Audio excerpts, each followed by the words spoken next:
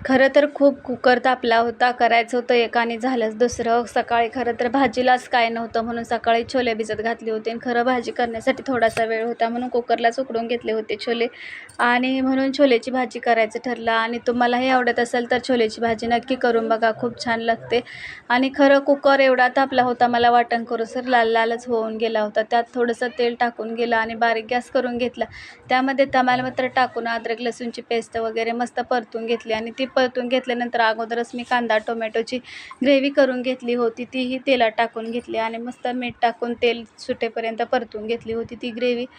आणि खरं छोलेची भाजी खूप छान लागते. ह्याची चपातीसोबत, भाकरीसोबत किंवा आपण पुरीसोबत तर एकदमच छान लागते छोलेची भाजी. म्हणून आज छोले बनवले बघा. नंतर आमच्याकडं घाटी मसाला बनवला जातो. हा घाटी मसाला हे ॲड केला होता आणि त्यात छोले मसालाही मी टाकला होता.